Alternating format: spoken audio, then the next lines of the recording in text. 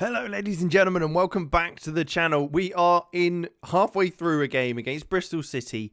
It's the second to last game of the season, and I wasn't quite expecting what's happening. We're currently beating them 2-0. Brighton are drawing against Portsmouth. So today we could win the league, having won a few games since the last game against them. So, massive game. Before we jump into it, make sure you hit the like and subscribe, of course. But I wanted to come back at this point because I don't want you to miss it. I don't want you to miss us lifting the trophy if we do. Otherwise, we've obviously got the next game to play. So let's jump straight into it. We will be just carrying on this second half as we are. We've been doing all right. 2 goals. Dugdale and Garcia with the 2 goals. So we've done pretty well so far. Kim Jae-hoon's back, so he's playing at left back. Girk's out but I think he's accumulated too many yellow cards. So he's down and out of the team. So a Mole's come in to partner Magoma at the back. Ramsey's at right back as usual. Aiden, Anaya, Sletta and Elliott in the midfield with Garcia and Dugdale up top. But like I say, currently Brighton are drawing with Portsmouth, which means we will win the league if it stays as it is. We will be 4 points clear of them, and there's no way for them to get back and win the title from. So it's big. It's big stuff. We're dominating today's game, so it's more down to if Brighton can come back against Portsmouth and what they can get out of that game. That's the real thing to see there. And it looks like they have managed it. It's back to 2-1 over in in Brighton. With their game against Portsmouth. So it looks like we might be still going to the last game of the season, but we're still looking very, very strong, being 2 points clear of them up at the top. With 15 minutes to go in our game, we will make to look a little change quickly. Calvin will come off with Bradley Halford coming on there. David Conway as well, he'll come on for Sletta as well, and Ben Elliott, why not? You can come off for Matteo. Make 3 changes with 15 minutes to go. More than happy with that. Bristol City obviously up there fighting for a playoff spot, but with the loss to us today might completely dent their opportunity to. We have got a chance coming forward though in the last 10 minutes. Anaya into Halford, who's going to look to try and take it past the fullback, whips that ball in. Carlos Garcia goes up, nods it down to Kim Jae-hoon, who strike from the edge of the box, gets his first goal of the season. That's good to see. He's really started to develop well as a left back. He's really getting into that form, really starting to know the position better now, which is great to see. And getting a goal there, making it 3-0 is fantastic stuff. So we're looking very, very strong today. We've done well to cut out that kick by the keeper. Comes through to Carlos Garcia, whose shot is saved. Beal with that managed to tip it round the corner from the post. So it is a corner for us in the last 5 minutes of the game. Aiden to take this and whip it in. Feyzoglu's ball in, does find a Mole's head, but he does head over the bar. The 2 at the back have done very, very well. They're very experienced. So it is what you'd hoped them to be very, very comfortable back there, coming in together. No real concerns. 2 minutes to go. Looking very, very good for today's win. There it is. And it will go down to the final game of the season. So we will jump ahead till that game and see what we can do. So promotion is secured. We are into the Premier League again, which is fantastic to see. Our best game, 7-1 win against Barnsley, which was awesome. Otherwise, what a season. But we've still got something to look at doing, and can we win the title? And here's another thing to update you on. There has been rumours about a takeover going on over the last few weeks. It looks like it's been rubbished by Mick Wine. So would be interesting to see if it does go ahead. There are talks of an external people coming in as well as an internal takeover. So we'll have to see. It doesn't look like it's going to happen, but would be quite interesting as the time goes forward. We have also received our budgets for next year. 30 million transfer budget, a wage budget of 79,000, and we have signed a bunch of players who have been mentioned in next gen, which I'll actually show you quickly now, because otherwise I'll forget next season and then you'll just have no idea who they are. So Goran Rodic is the first one, 18-year-old fullback from it's Red Star He is Serbian, made a cap for the first team as well of the Serbian national team, so he looks decent. We've also brought in Ulises Slezak, an Argentinian centre midfielder. He's come in from San Lorenzo. Again, 18 years old, looking very, very nice there. We've also brought in Francisco Jaramillo, the Mexican from America. Not from America, from America. I don't know why I said it with that accent. I don't even know if that's how you pronounce it.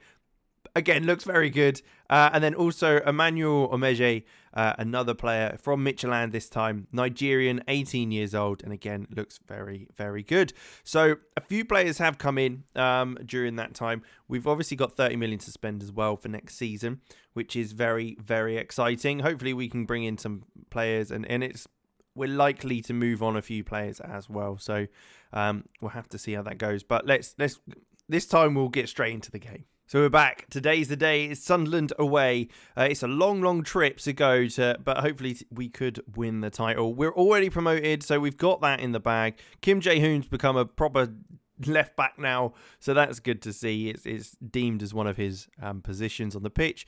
Great there as well. Magoma and Amar will be sitting at the back together, as they did in the last game. They played very, very well.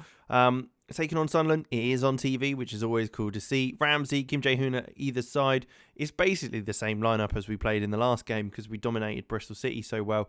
Sunderland are further down the table in 15th, so we've got that advantage. But let's see how we get on and if we can keep the title. Brighton are taking on Crystal Palace. Again, they are slightly below Sunderland, so not much for them to play for. So it could be an interesting one. So Sunderland were bombing down that right-hand side, but Kim Jae-hoon has just been sent off. As I was saying, he was performing very, very well for us. He's just been sent off for us. I guess what we can do... The one positive that I have noticed is the fact that we'll take Dugdale off, I think, and we'll put Zach Lee on at left-back.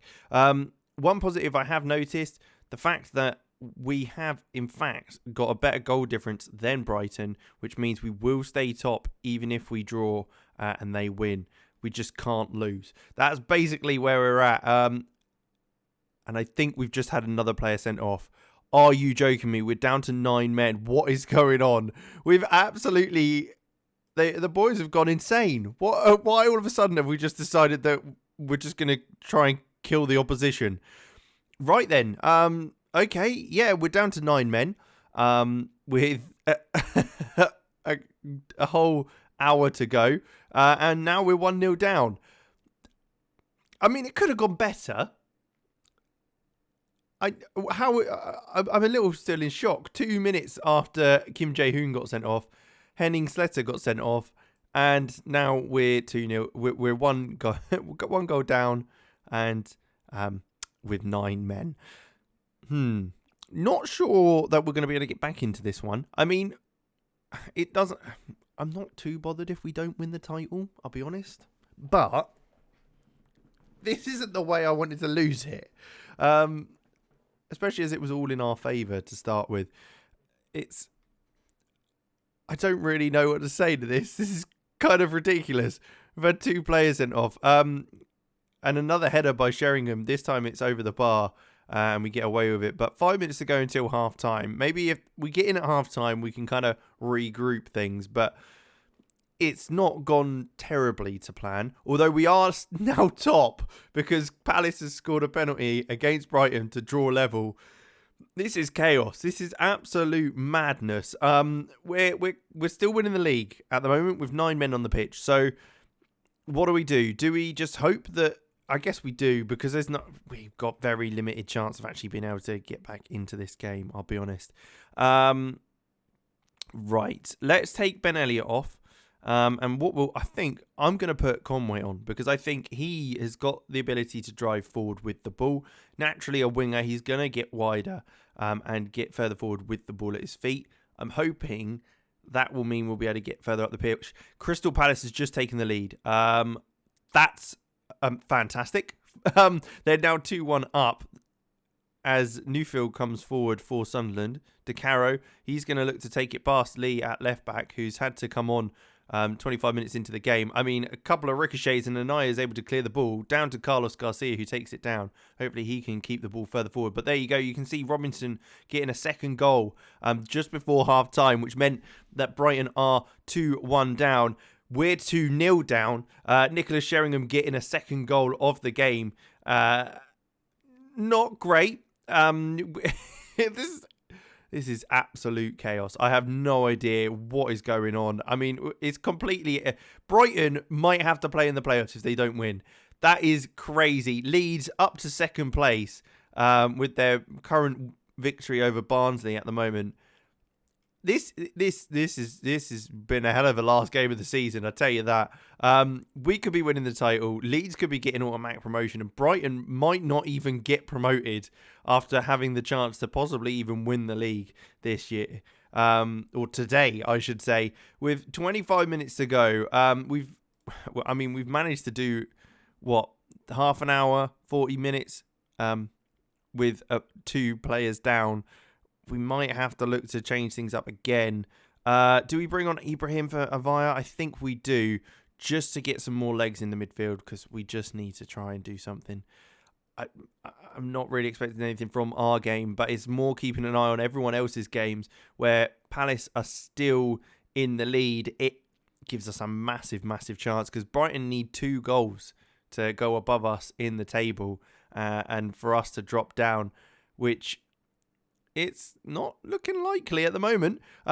We're still having to defend, though. De Caro looking round the corner to Gibbs-White. He cuts it back. Pereira just palms it straight into the into the centre of the goal mouth. But it is cleared. Conway is doing exactly what I thought and I wanted him to do, is drive the ball forward when he receives it. Ibrahim gets it back. And we're going to try and keep hold of it a little bit. Not expecting too much from it. But, hey... We've tried to reduce the amount that we've not got the ball.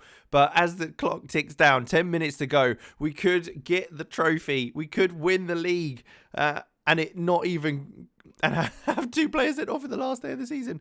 Josh Tobin, what a header. I mean, I think that's, 3 corners maybe that they've scored from, or at least 2, where they've managed to get a goal there to make it 3-0. Gibbs-White, I think, has got a hat-trick of assists. Yeah, maybe it's just the fact that we don't have that enough players to mark all the players on the opposition team. But that clock is ticking down. My words are coming out all funny because we are nearly there. It is nearly confirmed that we have won the championship, having been relegated last season, having a bit of a torrid time of it right at the beginning of the season, going on a fantastic run of form. Then it going down to the wire, losing to Brighton, and then having 2 men sent off in the last game of the season in the first half an hour. But here we are, a trophy once again. I mean, we haven't won a trophy in a long, long time, since the Vanarama National League, I think. So this is great to see. The Sky Bet Championship, Eastleigh winners. Look at this trophy. There you go. I don't know why Morgan Gibbs-White is celebrating with us, because I'll be honest, he doesn't play for us.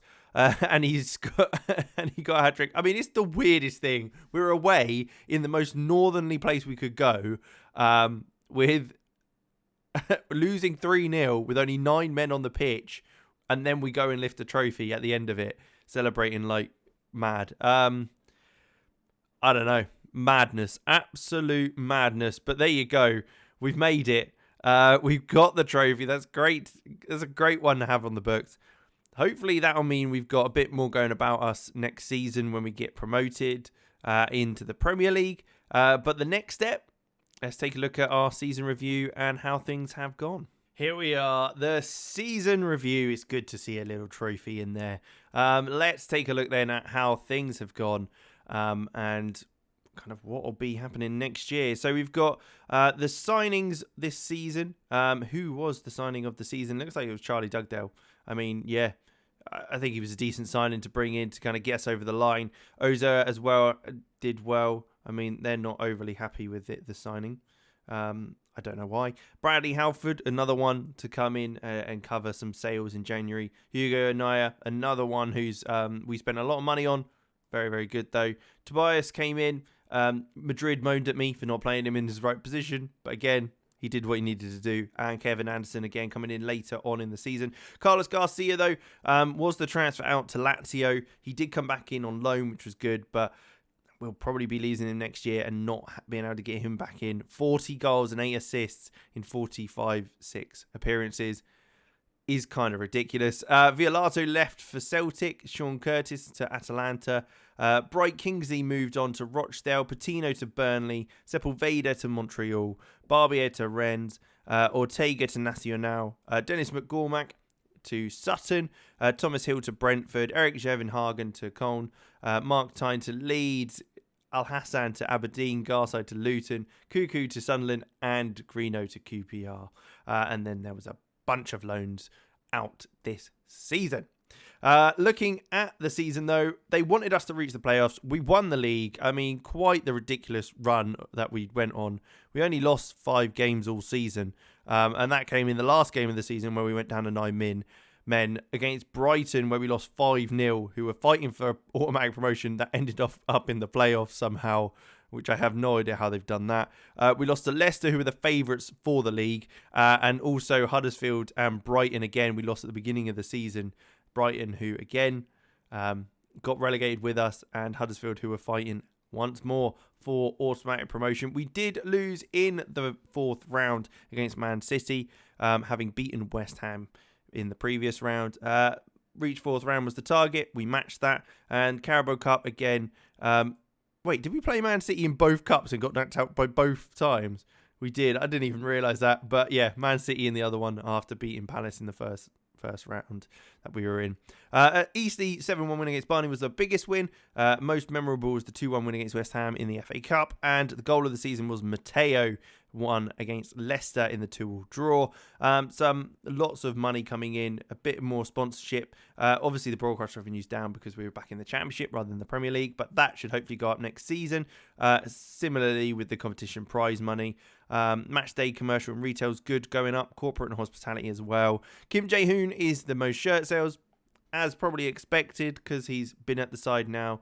The Korean market's great, and him playing at left back kind of revived him at the club. Ibrahim, Sletter, Dugdale and Anaya are the other ones that have come in. And we've also grown in reputation. Half a star, which is very, very nice to see. Hopefully we can attract a few more players. That one. This is the lineup, though, that was deemed to be the best 11 this season. Pereira in goal, Ramsey, Girk, Magoma and Kim Jae-hoon at left back. Feyazoglu, Ibrahim, Sletter and Elliott, with Garcia and Lang up top. Probably can't argue with that one. Got manager of the month, of course, because we're great. Fans player of the year was Calvin Ramsey. Young player of the season was Carlos Garcia, as expected. Kevin Anderson was signing of the season. Goal was Matteo, as we mentioned. Top goal scorer Garcia with 40 goals. Assists was Ramsey with 15. Most man of the matches, Garcia with 9. Highest average rating, Garcia with 7.5. And then Feyazoglu with the most passes completed. No competition awards, but most goals in the season was Garcia getting that one. Most in the league, 38. Again, record breaking with match awards in a season. Most appearances, Christian Magoma. He's played 444 times for us now, which is great. But we've also spent and received the most amount of money we ever have, with Dugdale coming in and Garcia going out officially. But he is also obviously back on loan this season. Well, what a season that was. We're back in the big time. We're back in the Prem. Can we do better than last time we were there? I hope so. Let me know in the comments what you think and how we're going to get on. It's going to be a long pre-season. We're going to work on some stuff. But with that, we'll leave it there. Thank you for watching. Make sure you leave a like and subscribe to the channel, and I will catch you in the next one.